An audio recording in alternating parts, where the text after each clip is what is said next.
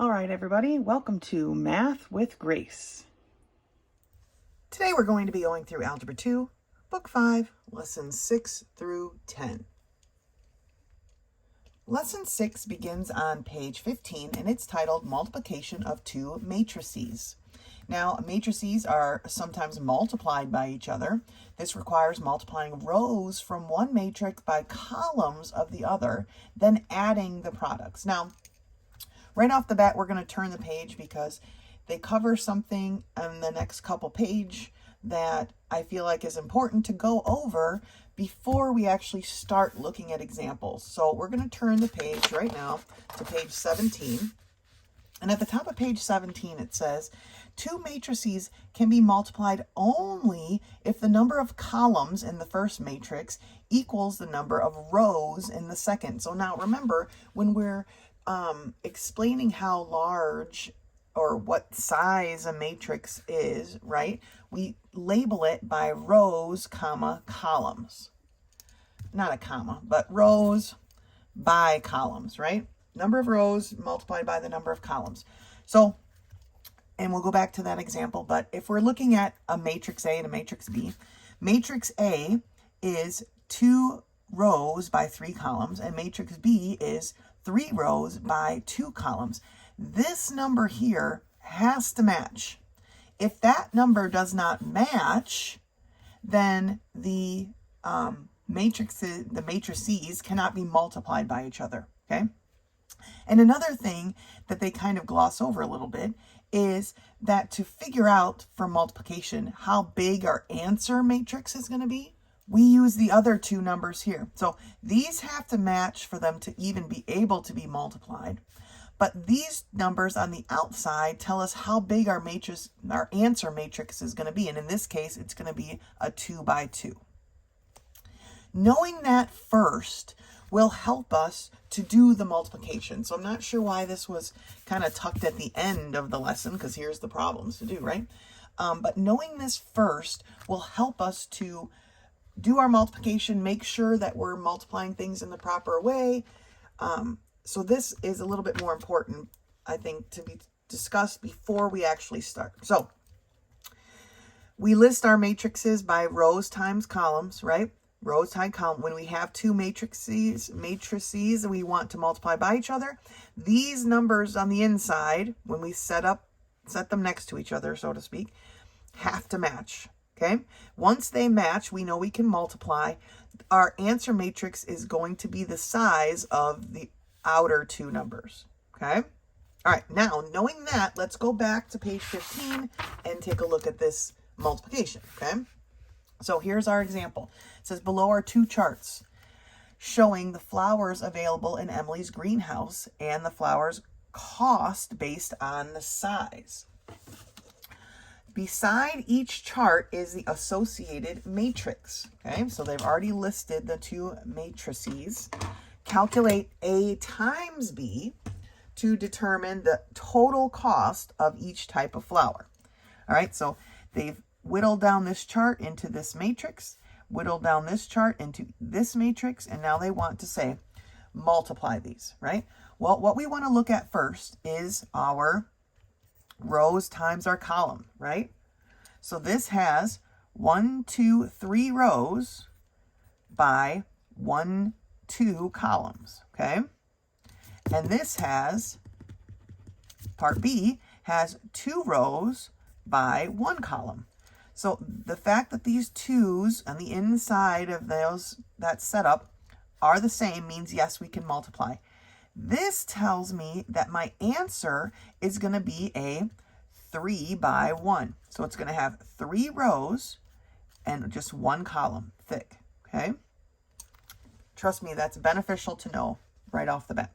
So now when we multiply, we have to make sure we do this in steps, and we want to make sure we are keeping track of our work, okay? You're going to have to write it down, right? But the elements in row 1 of the first matrix are paired with and multiplied by column 1, and in this case only has 1 column, right, of matrix B. And you multiply the pairs across. So it's going to be 7 times 2 plus 1 times 5, okay? Which they've written out here more in depth. 7 times 2 plus 1 times 5. That is what goes in that first spot of our answer matrix. I don't want to talk about labeling of the positions because this book doesn't address that at all, but that is how we set this up, okay? First row times the first column. So if you write the first row times the first column, we end up with 7 times 2 plus 1 times 5, okay? That's what we get here, and it goes into there. Then we do the next one. Second row times the first column. Okay, we only have the one column, so it makes it pretty easy, but it's going to be 6 times 2 plus 3 times 5. 6 times 2 plus 3 times 5 is 27, and that goes in that spot. And then we have, and I don't know why they didn't shade it in, but we have the final row times the first column, which is 8 times 2 plus 4 times 5. 8 times 2, 4 times 5, 36. So that tells us, if we go back to our example of the flowers and whatever, that the cost of the marigold plants is $19, $27 for the geraniums, $36 for the petunias, okay? And that was just calculated here. If you think about it based on these charts, right? The small marigolds cost $2. So 7 times 2 is $14 for the small one. The large marigolds cost $5. 1 times 5 is 5. When you add that together, you get the total marigolds of $19, right? Same steps you would take if you use the charts. It's just that they've made it into matrix form to kind of condense the amount of data that they're using, all right? Let's turn the page. So at the top of the page here, they want you to kind of, so you don't mismatch our things, right? They want you to kind of think of these two numbers, this top row here, as being kind of twisted and set down next to these other ones. But it's just like first, first, second, second, first, first, second, second, right? First, first, second, second. It's kind of how I think about it. But this was a very small matrix, so now they want you to look at a larger one here, for example, 2. So we have matrix A and matrix B. Matrix A, remember, our setup is rows times column, right? Is 2 rows and 1, 2, 3 columns. Matrix B is 1, 2, 3 rows and 2 columns. So these match. So yes, we can multiply. And this is how large our answer matrix is going to be, a 2 by 2. And the reason I think it's important to take this step first is so that you can set up your answer matrix, and it kind of helps you to make sure your things are getting into the right spot, right? That they're getting into the right place inside of the answer. Now, the fact that this has 3 rows, right? Or 3 columns and 3 rows is no different than the 2 and the 3 that we just did up here, or the one that we just did. We're going to take 1, right, times 1, 2 times 2, 3 times 3. Those are the 3 spots that they have, right? The first one times the first one, the second times the second, the third times the third. Adding those up, and that's going to be our first answer. Then we go to the next row, but we're still working with this first column, okay? We're still, well, they went in opposite direction. I would have gone up to down, but so then let's just follow these examples, okay? They're staying with the first row. Now they're multiplying it by the second column to get this. So first row, first column, first row, second column. The answer went there. They have to be in the first row because we're dealing with first row stuff here, right? Second row, first column. Second row, second column, okay? And again, the 2 answers for the second row are in the second row of our answer matrix. And so then multiplying them together gave us this. Okay, continue on to page 17. We'll do these examples together, so don't fret. Again, was the how to label them, how to figure out what your answer is going to be. And then example 3 here, they give us a 2-row by 2 columns, right? And a 1, 2, 3 rows by 2 columns. These do not match. Therefore, they are not multipliable, because if we went to multiply the first row by the first column, I don't have enough spaces, right? I've got 3 times 1, 8 times 2, but I don't have any other numbers from this first matrix to multiply by that 4. They don't work out. We cannot multiply those, okay? So it's very important to check, because the book could possibly put one out here that is not multipliable. And if you're not checking the row and column line up first, then you're going to start getting set up and you're going to stumble. So let's do these problems together, and we're going to make sure we check our work, check our setups here before we actually start multiplying. So let's do these together. All right, so we are in Algebra 2, Book 5, Lesson 6, page 17. Problem number 1 gives us the following matrix. Matrix A, let's call it, is 6, 4, 0, 5. Matrix B is 3, 7, 1, 2. And they want us to multiply, okay? Matrix A is, remember, rows times column, is 2 rows by 2 columns. Matrix B is a 2 rows by 2 columns. These match, right? And it tells us here that our answer matrix is going to be 2 by 2. Okay, so it's going to look about like that. So our first step is to take row 1 multiplied by column 1. Okay, so it's going to be 6 times 3 plus 4 times 1, right? The first in row 1 times the first in column 1. The second in row 1 times the second in column 1, okay? So 6 times 3 is 18. 4 times 1 is 4. 18 plus 4 is 22. So 22 is going to go in the first space of the first row, and technically the first column, I guess, okay? Now, the next part is we are going to take the first row. We're going to fill in this spot here. The first row times the second column, okay? So 6 times 7 plus 4 times 2. The first of this row times the first of this column. The second part of this row times the second part of the column, okay? 6 times 7 is 42. 4 times 2 is 8. 42 plus 8 is 50. All right, let's jump into the second row.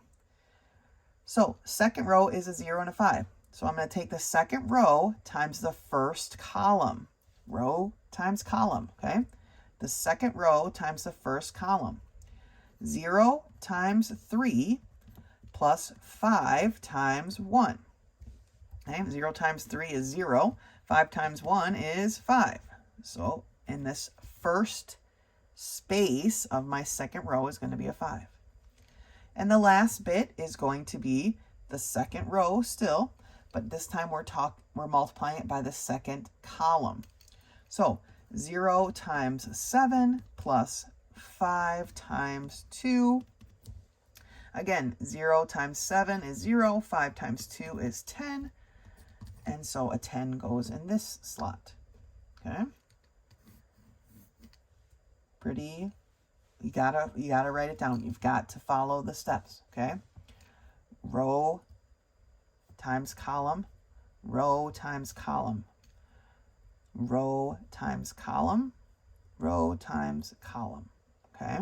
It's kind of like the distributive property. We want to make sure we multiply this row by each of the columns. The first row we multiplied by each of the columns, okay? Let's take a look at number 2. For number 2, again, we have 2 sets of matrices, 8, 1, 5, -2, 3, -3, and 2, 7, -4.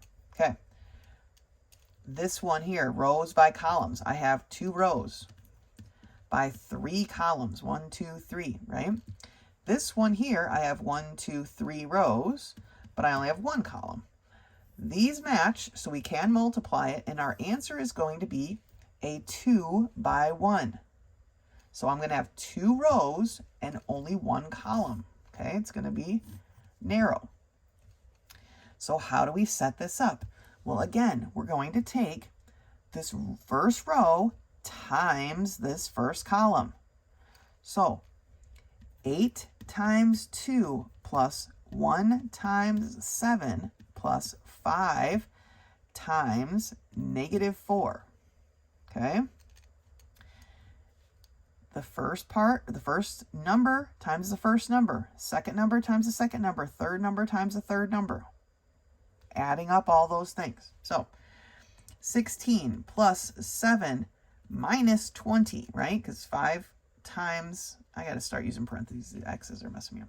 5 times a -4 is a -20, right?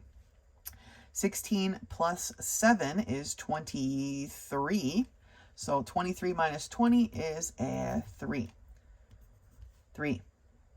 All right. Now, because there's only 1 column, we're done now with row 1. So now we're looking at row 2. And I'm taking row 2 times column 1, rows times columns, right?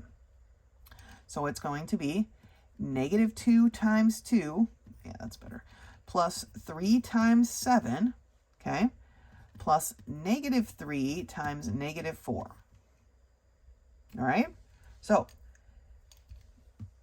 row times column, the first number times the first number, second times the second, third times the third.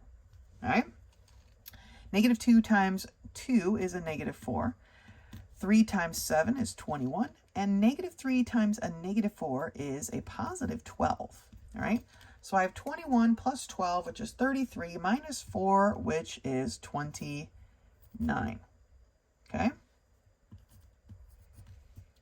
So that's my answer.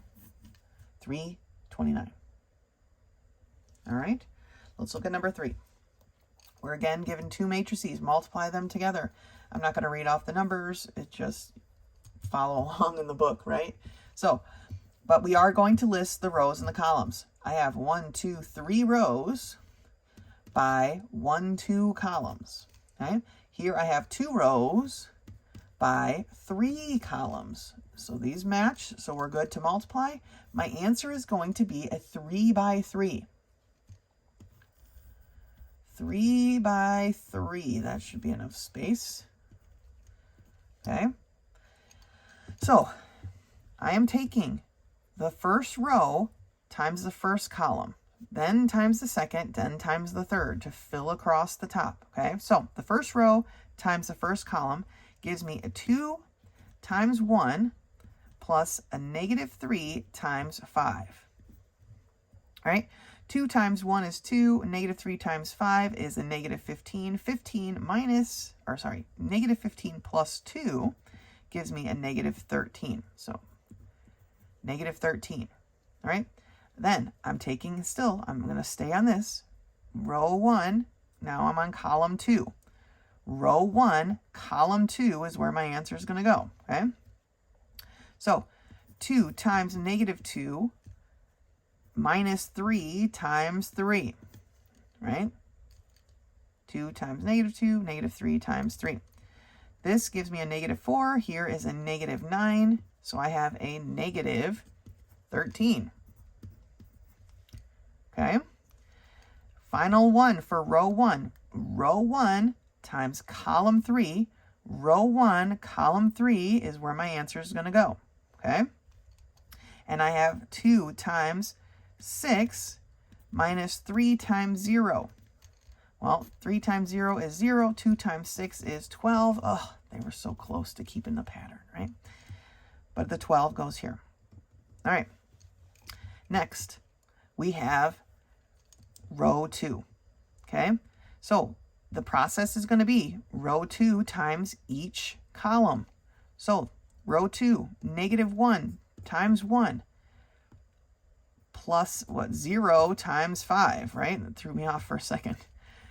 0 times 5. Well, 0 times 5 is nothing, so I just have negative 1 times 1, which is a negative 1. Okay, this 0 being here is basically going to cancel out the second part of all of this. So at this point, I'm just going to take the 1 times whatever. So negative 1, I'm out on column 2, so I'm multiplying by column 2. Negative 1 times negative 2 is a positive 2. The 0 times the 3 doesn't matter, right? So now I'm taking row 2, column 3. That's what I'm going to multiply.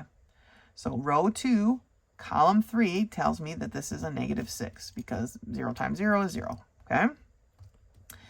Now I'm on row 3. And I'm going to multiply row 3 times column 1 to get this spot. So I have 5 times 1 plus 6 times 5. 5 times 1 is 5. 6 times 5 is 30. So we have 35. Right? Row 3, column 2, that's what we're multiplying next. So 5 times negative 2 plus 6 times 3. Okay? 5 times negative 2 is a negative 10. 6 times 3 is 18. That gives us positive 8. And the last one is row 3, column 3. Okay? That's how we're filling in these spots. So 5 times 6 plus 6 times 0. This cancels, obviously. 5 times 6 is 30. All right? So that's a chunkier one. But if we follow the placement, it's doable, right? It's just multiplying fairly small numbers in these cases and then adding them together. All right? Let's do number 4. All right, looking at number 4, we have even larger matrices now. So let's look at how big they actually are. Row times column. I have 1, 2, 3 rows times 1, 2, 3 columns. For the second one, I have 1, 2, 3 rows times 1, 2, 3, 4 columns. Okay, my 3's here match. That tells me my answer is going to be a 3 by 4. So I want to give myself plenty of space. Okay, so this first spot is row 1, column 1. That's what I'm going to multiply. Row 1 times column 1. Let me see if I can get some markers here as it's tweaking my wrist to twist like that. Let's see. All right, so let's set that up. Look at that. Perfect. Okay, so we are doing row 1, column 1, right? Row 1, column 1, row 1, column 1. All right, sweet. Okay, I have 3 times 0 plus 4 times 8 plus 1 times negative 2, right? Row 1, column 1, row 1, column 1, row 1, column 1. It's matching up each part. 3 times 0 is nothing. 4 times 8 is 32, plus a negative 2 gives me 30. Row 1, column 1 is 30. Okay? Now I'm still on row 1, but now I'm on column 2. Okay? Row 1, column 2. Row 1, column 2. Okay? So 3 times 4 plus 4 times 7 plus 1 times 1 equals what, right? 3 times 4 is 12. 4 and 7 is 28. 1 times 1 is just a 1. 28 and 12 is 40, so 41. All right? Next, I want row 1, column 3. So I'm going to slide my column marker over here. Row 1, column 3 tells me I'm going to multiply 3 times 9 plus 4 times 2 plus 1 times 3. Okay? 3 times 9 is 27. 4 times 2 is 8. 1 times 3 is 3. 8 plus 3 is 11. 11 plus 27 is 38. Okay, so 38. And finally, I have row 1, column 4. So I'm going to shift my marker to column 4. Okay? So I have 3 times 5 plus 4 times 0 plus 1 times 1. 4 times 0 is nothing. 3 times 5 is 15 plus 1 is 16. Okay? Now, the hardest part of these multiplying matrices is keeping things in order. I found these little marker things and I got them set up here to mark where I'm at, right? If that's going to help you do the same thing, use, I don't know, something small. I've got trinkets all around here. This is like my sewing craft work space. And so I've got all kinds of little bobbits of things. And so that's just what I happen to find. You could always circle or, you know, I don't know, that's a lot of erasing to do, but something to mark where you're at, okay? That is the trickiest part, is keeping track of where you need to be. Because obviously one miswrite in this, right? And then that whole section is wrong, all right? So you've got to be kind of methodical, I guess is the best term. And so that's what we're going to do. All right, so our row 1 is done. So now we're moving down to row 2. Move my tiny car. And I'm going to do row 2, column 1. So let's reset our column marker to column 1. Okay. Row 2, column 1 gives me 9 times 0 plus 5 times 8 plus, well, I guess it's minus, plus a minus 1 times a negative 2, okay? Well, 9 times 0 is 0. 5 times 8 is 40. 40 plus 2, because negative 1 times negative 2 is a positive 2, so 40 plus 2 gives me 42, okay? So row 2, column 1 is 42. Right, now I'm on row 2, column 2. So I'm going to have 9 times 4 plus 5 times 7 minus 1 times 1. Okay? 9 times 4 is 36. 5 times 7 is 35 minus 1, basically. Okay, so I could basically say 35 plus 35, which is 70. Right? Now I'm on row 2, column 3. So I'm going to slide my column marker over. And I have 9 times 9 plus 5 times 2 minus 1 times 3. All right? 9 times 9 is 81. 5 and 2 is 10. This becomes a negative 3. 81 plus 10 is 91. Minus 3 is 88. All right, now the last one for row 2 is column 4. Swoop. Now I'm on column 4, right? I'm gonna have to write it over here. That's still on page. Okay. I have 9 times 5 plus 5 times 0 minus 1 times 1. Okay.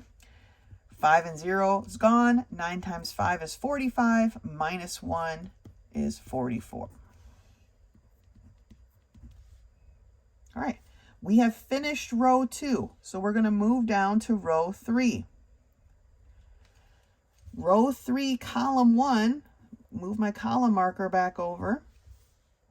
Row 3, column 1 is a negative 2 times 0 plus 2 times 8 plus 6 times a negative 2. Okay, negative 2 times 0, gone. 2 times 8 is 16. 6 times a negative 2 is a negative 12. So my answer here is 4. All right. Now I'm on row 3, column 2, which is this one. So I have negative 2 times 4 plus 2 times 7 plus 6 times 1. Okay.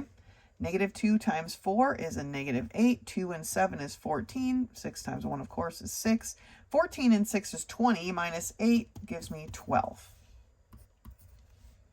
all right? Now, row 3, column 3, slide that down, and I have -2 times 9 plus 2 times 2 plus 6 times 3, okay? -2 and 9 is a -18. 6 and 3 is +18, so those cancel. So I'm just left with 2 times 2, which is 4. Okay? Last spot we need to fill is row 3, column 4. So switch over to column 4.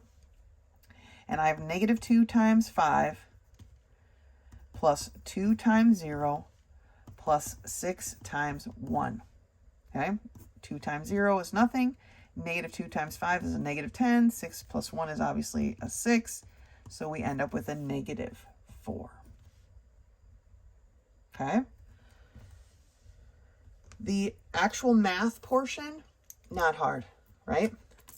The part that makes it a little bit tricky is making sure you stay with the proper numbers multiplied by the proper numbers, okay? For this one, number 4 was kind of big. I used place markers to help us keep track of where we were.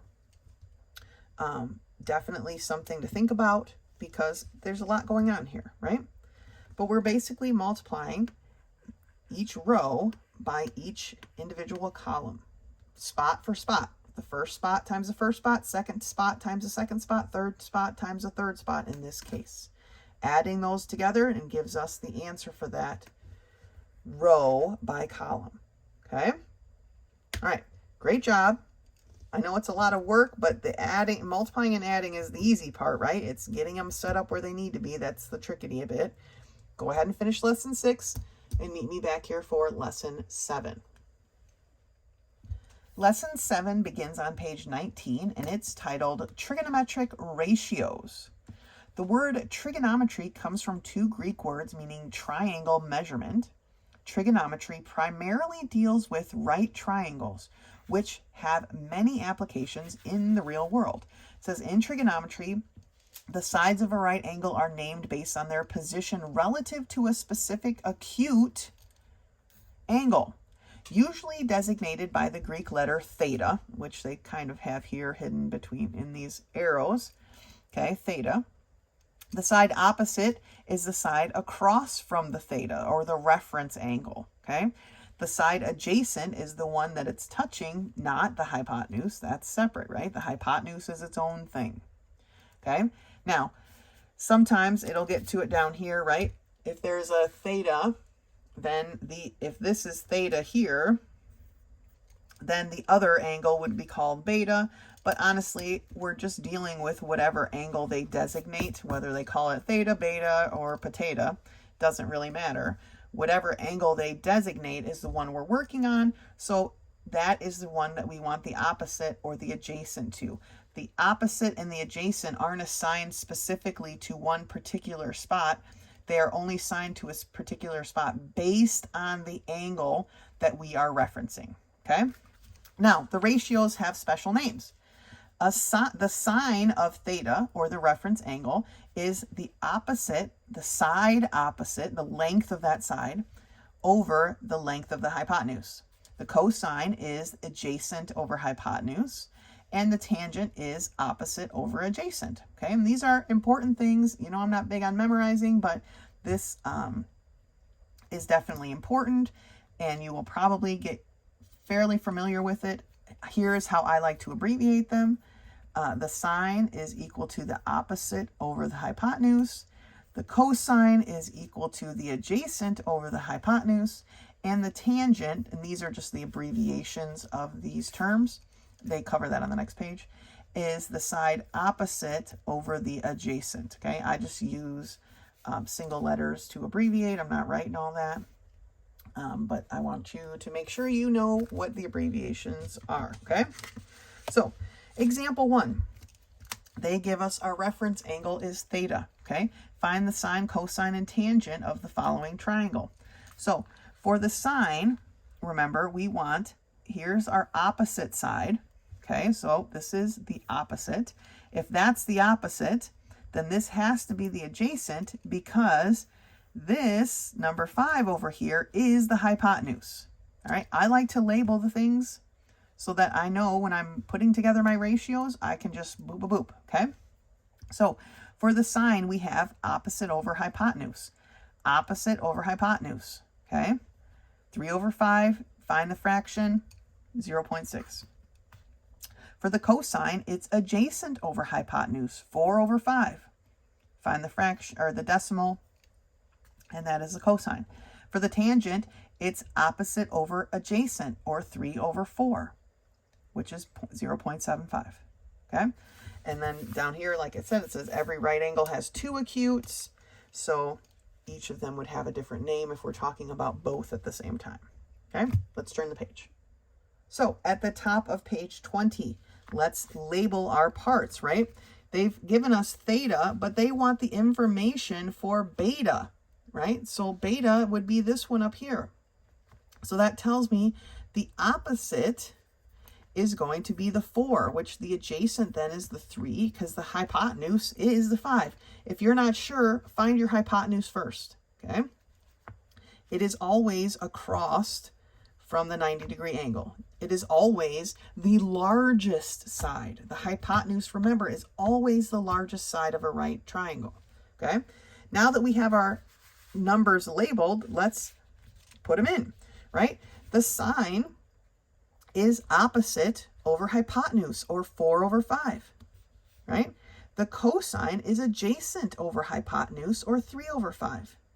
And the tangent is opposite over adjacent, or 4 over 3. And then they found the decimal of each, okay? And then they tell you about the abbreviation, way to save it for the clutch, all right? Let's take a look at these 3 problems together. So we are in Algebra 2, Book 5, Lesson 7, page 20. And for problems 1 through 3, they give us the following triangles. If you had me for geometry, you know that I suck at drawing. So here's my best representation. And we want to remember that the sine is equal to the opposite over the hypotenuse. The cosine is equal to the adjacent over the hypotenuse. And the tangent is equal to the opposite over the adjacent. I'm going to grab my handy dandy calculator here so that we can work these out together. Okay, so they want us to find the sine, cosine, tangent of both alpha and, theta and beta. I don't know why you would use, I don't know anything about Greek alphabet, so I'm not going to say anything, I guess. But they want you to find theta and beta, all of each, right? So we're going to start with number 1, and we are going to start with the theta. Now, they don't label any of these triangles with the little right angle marking, but we need to remember the hypotenuse is always the largest angle, or the largest side. So I know that this 7.8 is my hypotenuse. No matter what angle I'm talking about, whether it's theta or beta, that will be my hypotenuse. But now, obviously, my opposite and my adjacent is going to change depending on which one we're talking about. So I'm going to label, since I'm starting with my theta, so let's say here, the sine of theta, cosine of theta, and the tangent of theta.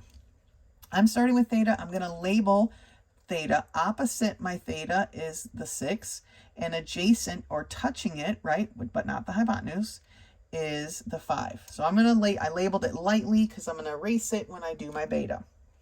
So my sine of theta is going to be opposite over hypotenuse, or 6 over 7.8.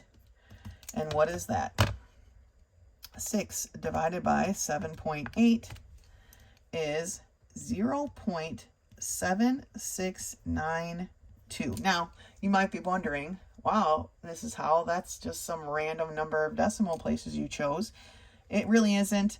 As we move forward with trigonometry, you'll see that we always are going to use 4 decimal places to mark our trigonometric answers, okay? I believe the book only used, it used 4 as well, okay? Yeah, they used 4 in all their examples, so we are going to list 4. That is just the general way that these are written to be as precise as possible. Okay. Now, our answer, our fourth one was a 2. The next one was a 3, so the 3 is not adjusting our 2 at all. So it's just going to be 0.7692. Okay.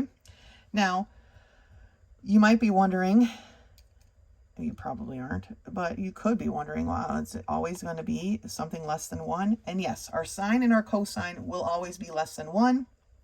If it's not, then you did something wrong. The tangent can be either or. Okay. So let's do the next one, the cosine. The cosine of theta is going to be the adjacent over the hypotenuse, or 5 over 7.8. Okay. So 5 divided by 7.8 tells me that my cosine is 0.6410. Okay. Yes, we will write the 0 for our fourth decimal place. We're not going to leave it blank. Precision, right? I don't know if you remember studying precision, but we are trying to be precise. Okay. So 0.6410. All right. Then our tangent for theta is opposite over adjacent, or 6 over 5. Definitely going to have a number larger than 1 here, right? And that is 1.2. Now, scrubbing all that, and let's do our sine of beta, our cosine of beta, and our tangent of beta, right? Beta being the opposite, the other acute angle. Now, I got to relabel my opposite and my adjacent, right? Because opposite of beta is the 5. Adjacent to beta is the 6. So the sine of beta is opposite over the hypotenuse, or 5 over 7.8. 5 divided by 7.8 is equal to 0.6410. Okay. The cosine of beta is adjacent over hypotenuse, or 6 over 7.8. 6 divided by 7.8 equals 0.7692. The tangent of beta is opposite over adjacent, or 5 over 6. 5 divided by 6 is 0.8333. Now, one thing that pattern recognizers might see is like, hey, look here, the cosine of theta is the same as the sine of beta. And the sine of theta is the same as the cosine of beta. Absolutely. Because remember, together they equal 90 degrees. So if I'm taking this part for the sine and this is what's left over for the cosine, it's definitely going to be the same, like the opposite, but the same either way, right? They're kind of like opposites, are inverted of each other, right? It's always going to be that way if you're looking at the triangle as a whole. Okay. So number 2, we have this triangle with the sides 8.2, 2, and 8. 8.2 is the largest, so it is our hypotenuse, and they want sine, cosine, tangent of both theta and beta. So the sine of theta, the cosine of theta, the tangent of theta first, okay? Let's label the sides for theta. Opposite theta is a 2. Adjacent to theta is the 8, okay? So the sine is opposite over hypotenuse, or 2 divided by 8.2, okay? 2 divided by 8 that is a 5. Delete 8.2 is equal to 0.2439. Okay. The cosine of theta is adjacent over hypotenuse, or 8 over 8.2. 8 divided by 8.2 is 0.9756. Okay. 0.9756. So now the tangent of theta is opposite over adjacent, or 2 over 8. 2 divided by 8 is 0.9756. 5. Okay? Now, we want to do the sine of beta, the cosine of beta, and the tangent of beta. Okay? Now, if we were paying attention over here, we don't really need to do a lot of work, right? The sine of beta is the cosine of theta, so 0.9756. The cosine of beta is the same as the sine of theta, which is 0.2439. Now, the tangent is definitely going to be different. So we're talking about beta now. Opposite beta is the 8. Adjacent to beta is the 2. So for the tangent is opposite over adjacent, or 8 over 2, which is 4. Okay? That's number 2. These are the things to remember. Okay? Looking at number 3. We have this triangle. 9, 5.7, and 7 are our lengths given. We know that 9 has to be the hypotenuse. Starting with the sine of theta, cosine of theta, and tangent of theta. Labeling our parts, opposite theta is the 5.7. Adjacent to theta is the 7. Okay? So for our sine, we have opposite over hypotenuse, or 5.7 over 9. So 5.7 divided by 9 is 0.6333. Okay? The cosine is adjacent over hypotenuse, or 7 over 9. So 7 divided by 9, 0.777. Now, we are rounding a 7 based on a 7, so it's going to bump up to an 8. The end of my calculator does the rounding here, since this is just a repetitive thing. It does the rounding, but we are going to round slightly, okay? Again, precision, we're looking for precision, but we are going to have to round sometimes. So then our tangent is opposite over adjacent. So 5.7 over 7 divided by 7 gives me 0.814. I'm rounding a 2 based on an 8, so it makes it a 3. Okay? Setting up our sine of beta, cosine of beta, and tangent of beta. Okay? Talking about beta, we need to reassign our opposite and our adjacent, right? Beta, the opposite of beta is the 7. The adjacent is the 5.7. But like we learned over here, right? The sine of beta is the same as the cosine of theta. The cosine of beta is the same as the sine of beta. And so we just need to figure out the tangent. The tangent is opposite over adjacent, or 7 over 5.7. So 7 divided by 5.7 is 1.228. We're rounding a 0 based on a 7, so it becomes a 1. Like this should have been 4.0000. 1.2281, okay? This one should have had the decimals after it. It really should be listed like this, okay? But those are our answers, right? Sine, cosine, tangent. Label your hypotenuse. It's always the longest side of your triangle. Then, based on your reference angle, label your opposite, like all of these are labeled for beta, right? Opposite over adjacent. Remember, the adjacent is the one that it's closest.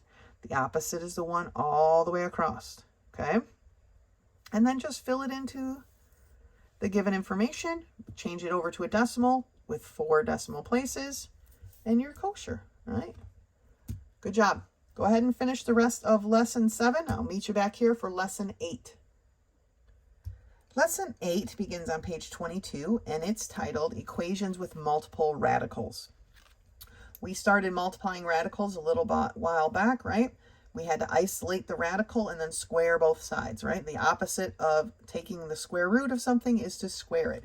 Well, sometimes we have multiple radicals. And so you can't really isolate it, but what you want to do, the easiest way is to split them apart, okay?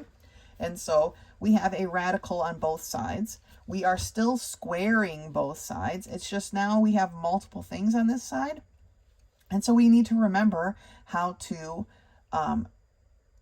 do a perfect square binomial, right? And when we have a perfect square binomial, we square the first term, we multiply the two terms together and double it, and we square the last term, okay?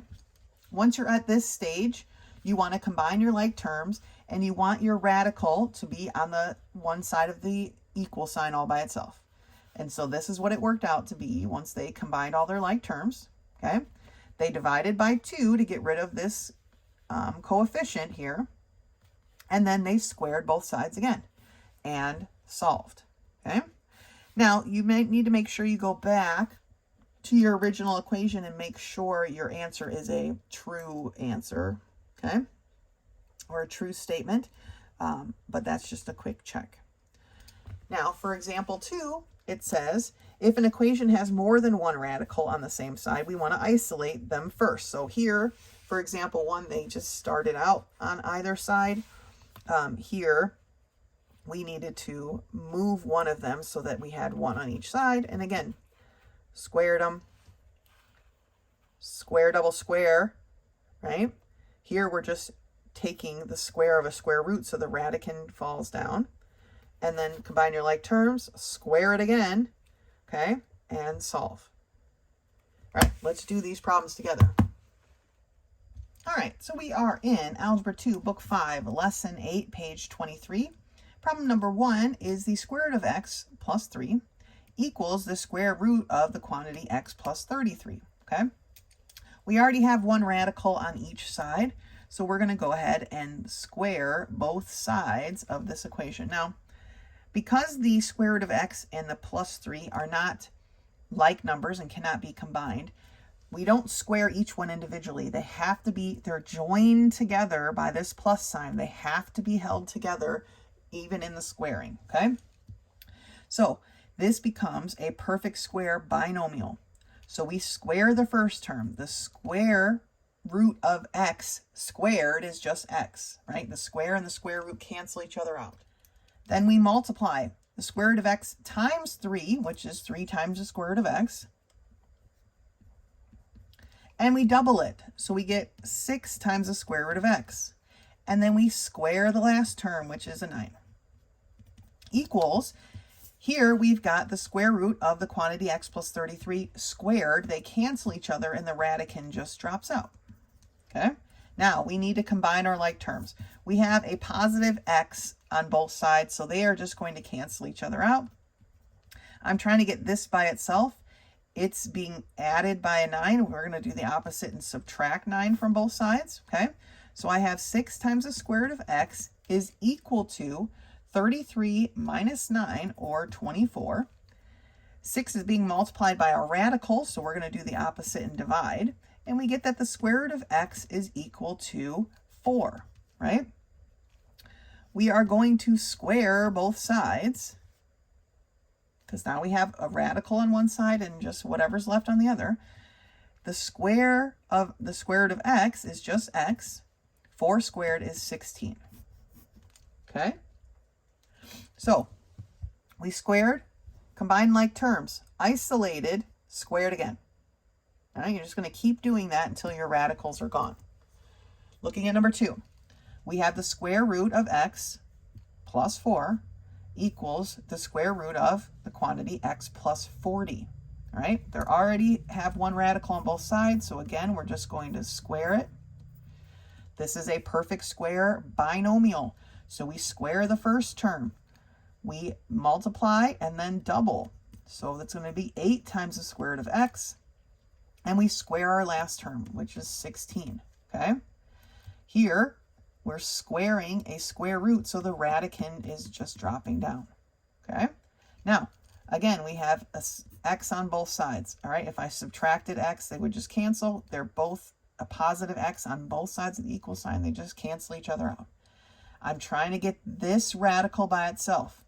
16 is being added to it. We're going to do the opposite and subtract. So I have 8 times the square root of x is equal to 40 minus 16, which is 24. 8 is being multiplied by my radical. I'm going to do the opposite and divide. I get that the square root of x is equal to 3.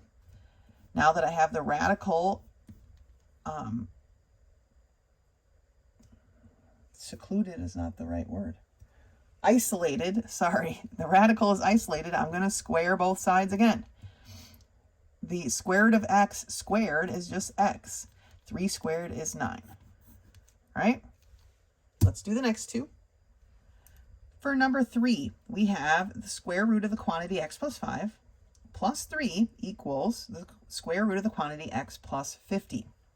I have a radical on both sides of the equation, or the equal sign, so I'm going to square both sides. This is a perfect square binomial. The first term squared is x plus 5. Multiply them together and double it gives me 6 times the square root of x plus 5. Square the last term gives me a 9. Squaring a square root gives me the radicand. Okay, so here's what I end up with. I still have a positive x on both sides, so they're going to cancel out. I'm going to combine my like terms. This is 14, right? 5 plus 9 is 14. So I'm going to subtract a 14 from both sides. Okay, I just added my like terms together. I get 6 times the square root of x plus 5 is equal to 50 minus 14, or 36. 6 is being multiplied by my radical, so I'm going to do the opposite and divide. So I have the square root of x plus 5 is equal to 6. Okay, I've isolated my radical again, and so now I can square both sides again. When we square this, we get x plus 5 equals 36. Okay, I need to get my x by itself. 5 is being added to it, so we're going to do the opposite and subtract, and we see that x is equal to 31. Now, we should go back and double check because I haven't been, but we should.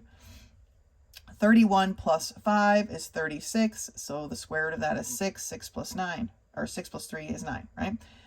31 here plus 50 is 81. The square root of 81 is 9, so yes, that is a true answer, okay? Or a true solution, or whatever they call it. Going back to check number 2, since I forgot, the square root of 9 is 3. 3 plus 4 is 7, okay? 9 and up here is 9 plus 40 is 49. The square root of that is 7. 7 equals 7, so we're good, right? I'm not going to check number 1. So far, we're good. Just something to quickly double check. All right, for number 4, we have 1 equals the square root of the quantity x plus 7 minus the square root of x, okay? Now, we do not have a radical on both sides of our equal sign, so we need to move one. I'm going to move this one because it's a negative radical. I mean, it's not the radical of a negative, but it's the sign associated with it is negative, and I don't like negative. Right? So we're going to add that square root of x to both sides. So we get the square root of x plus 1. Do not forget, these are not like terms and cannot be combined. It's not just going to be the square root of x, okay? Equals the square root of x plus 7. Now, I've isolated a radical, well, not isolated, but I've got one on both sides of the equation, so I'm going to square both sides. Perfect square binomial tells me that I square, that I double, and I square. Okay? Square of a square root is the radicand. All right? Again, my x's cancel. And that's not always going to be the case, mind you, but they've kind of worked it out that way here. And now I'm going to combine my like terms. I want to get this by itself, so I'm going to subtract this 1 from both sides. So I have 2 times the square root of x is equal to 6. 2 is being multiplied by my radical, so I'm going to do the opposite and divide. And I get the square root of x is equal to 3. Now that I've isolated the radical again, I'm going to square both sides, and I get that x is equal to 9. Now, let's go back and double check our 9. Back in our original equation. 9, the square root of 9 is 3, so this becomes a minus 3. And then I have 9 plus 7, which is 16. So the square root of 16 is 4. So 4 minus 3 is 1, so that one works out fine. That's a true solution. Okay? So the process of this, we want a radical on both sides of the equal sign. It really doesn't matter where you put the constant that's there, right? It doesn't matter which side it's on. This is just where they've put it here. We've created, in most of these cases, a perfect square binomial. So remember, that's our square double square. We've been doing those for a while. So once we have a radical on both sides, we square both sides, okay? Then we combine our like terms. And we want to get whatever radical is left by itself. And so we just keep solving. Once we have it isolated, then we square the sides again to clear it out all together and solve. All right, that's it. That's lesson 8. Great job. Go ahead and finish the rest. Meet me back here for lesson 9. Lesson 9 begins on page 25, and it's titled The Fundamental Principle of Counting. All right, so it says, counting may seem elementary, but it's not always as simple as it appears. Okay, so here's their first example. There's a pizzeria offering a one-topping pizza special, lunch special. There are 3 different types of crust that you can get, and there are 3 different toppings that you can get on each of those, right? But you pick one crust and one topping. How many combinations of those can be created? Well, they've made this diagram, this tree diagram, to show you that there are 9 possible options given the types of crust and the types of toppings to make a one-topping lunch pizza. There are 9 different choices that you can make, okay? So you can see as our number of options grows, how challenging it might be to be able to pair all these up and actually number them. So that's where this fundamental principle of counting comes in. And it tells us the total number of possible outcomes from a series of events is the product of each of the possible outcomes of each event. Now, they start off with another example here, but let's take a look. The second paragraph is our pizza example again. And it says, the first event, and that's what they use, the word event is what they use for your choices, okay? Because technically it could also be like a weather thing or whatever, and then you don't really get a choice there. But the first event of choosing the pizza crust can happen in 3 different ways. The second event is choosing the topping, which is also 3 different ways. And so if we multiply 3 times 3, we know then that there are 9 ways without having to actually write them all out or make this tree. We know that there are 9 ways that we can choose to have a pizza made. Okay? So let's turn the page and look at this more closely. At the top of page 26, we see example 1, a delicatessen sells sandwich meals at the following options. You could have white wheat or rye bread, ham, turkey, roast beef, or pastrami, chips, pretzel, or pretzels, soda, spring water, or tea as your beverages. How many meal possibilities are there? Well, we have to break down each option or event, okay? So there are 3 bread options, right? White wheat, rye. There are 4 meat options, ham, turkey, roast beef, or pastrami. 2 snack or side options, right? Chips or pretzels. And 3 drink options, soda, spring water, tea. Okay? To figure out how many total options there are, or possibilities, combinations, right? This is really a combination kind of thing. We multiply 3 times 4 times 2 times 3. And we get 72. There are 72 different meals that can be made with those, let's say, ingredients, so to speak, right? There are that many different meal options available with just those few. Those really aren't that many choices, right? Just those few choices, right? Example 2 asks us how many 3-letter words. They have the word words in parentheses there, quotation marks, because technically, like if you put the letters ABC together, it's not really a word. And that's why they did that. But they're just trying to figure out how many 3-letter combinations can be formed using the first 5 letters of the alphabet. Now, the important part to notice here is without repeating any letters. okay? So that tells me that I have 3 positions I'm trying to fill for my 3-letter word, right? But each time my options are going to be slightly different because I'm not allowed to replace that letter. So in my first letter of this word, I have 5 possible choices because they've given us the first 5 letters of the alphabet, right? But for the second letter, now I only have 4 left because I couldn't put the letter that I already used back. I can only use each letter once. So now I only have 4 possible letters left. And then for position 3, I only have 3 left, right? Because think of it as pulling a name out of a hat, right? Once you pull a name out, there's less names in the hat, okay? And that's what's happening here. So to figure out how many combinations of letters there would be, we would take 5 times 4 times 3, and we get that there are 60 words or letter combinations that can be created in groups of 3 using the first 5 letters of the alphabet, okay?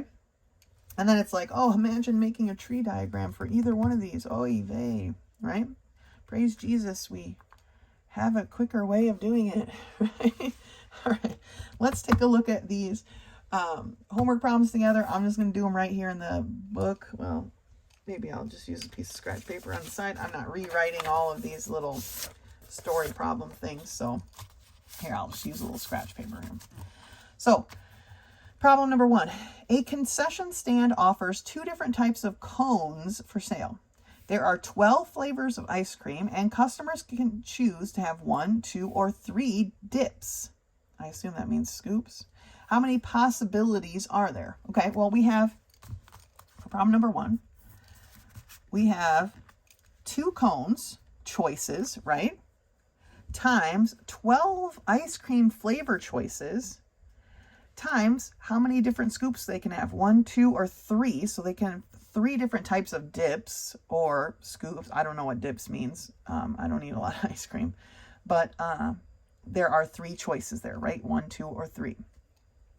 So this is what we're multiplying together. 2 times 12 times 3. 2 times 3 is 6 times 12 gives me 72. There are 72 different types or combinations of ice cream that can be made at this concession stand.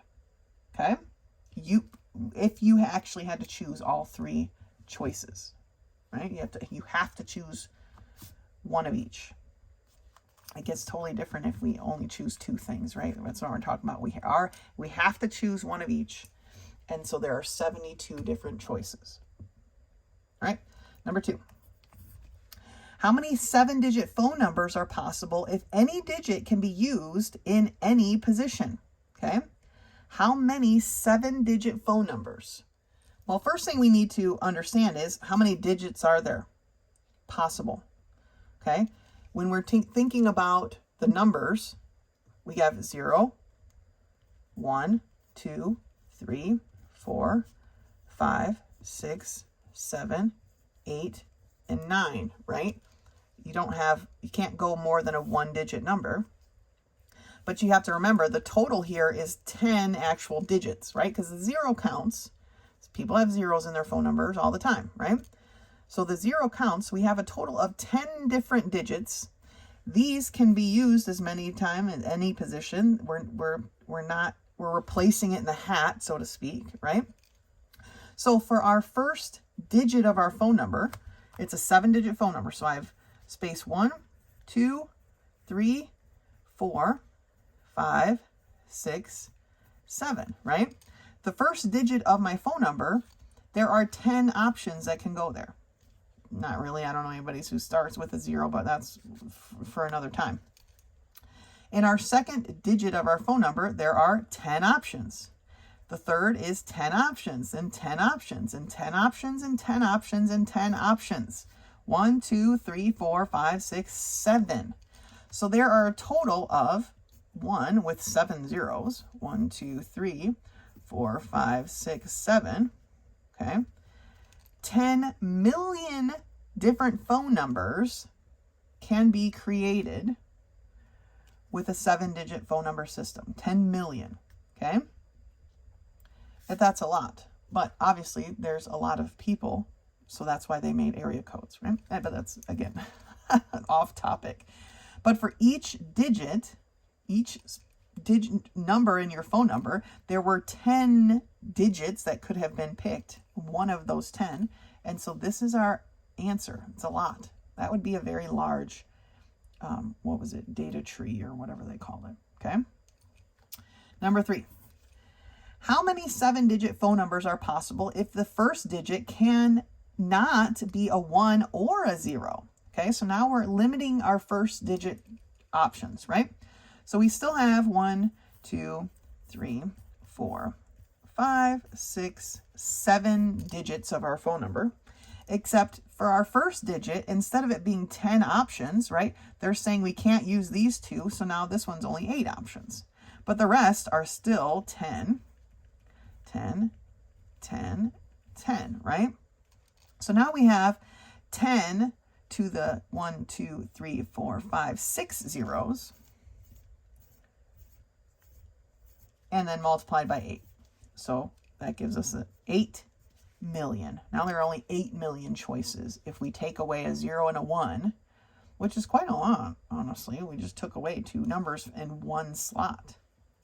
Okay, and that's quite a difference between 10 million and 8 million. But now there are only 8 million choices. Okay. Number 4. A diner offers a breakfast combination with the following options: scrambled eggs or fried eggs, white wheat rye toast. Okay, so here's a thing, right? They put a semicolon there. White wheat or rye toast, bacon, ham, or sausage, orange, grapefruit, grape, or apple juice, and coffee or tea. How many breakfasts are possible? They put a semicolon here, even though coffee and tea are both drinks, as well as these juices, but apparently you get a juice and a coffee. Okay, so you get eggs, you get toast or bread, you get a meat, although eggs are meat, in my opinion, controversial maybe. You get a juice, and you get, what is that, caffeine? A caffeinated something, okay, or a hot drink. These are the choices that you get to choose from. How many egg choices do you have? Well, they'll scramble or fry it. So you have 2 choices. How many bread or toast choices do we have? 1, 2, 3. There are 3 toast choices. Okay. How many meat choices do you have? You have bacon, ham, or sausage, which is a 3. For our juices, we have 1, 2, 3, 4. Orange, grapefruit, grape, or apple juice. That's 4 juice choices. And our caffeine choices, there are 2. Okay. So 2 times 3 times 3 times 4 times 2. Let's see here. 2 times 3 is 6, times 3 is 18, times 2 is 36. 4 36s, let's see, 36 times 4 is 144. There are 144 different breakfast combinations possible from the choices that we were given. Okay? 144 different ways that people could eat breakfast. And I'm sure they go through most of them in a day, right? Okay? But this is the, what do they call it? Fundamental principle of counting. Okay? If we just multiply all of our options together, we will get the total number of possible combinations or possible options. All right? Takes something fairly complicated to like map out and makes it fairly simple, like mapping out all these phone numbers. Holy cow, that would be quite a task. But through this fundamental principle of counting, we can easily determine how many phone numbers we could have or breakfast combinations. Okay? That's it for lesson 9. Yeah. Go ahead and finish the rest. As always, if you have any questions, do not hesitate to contact me. Otherwise, until next time.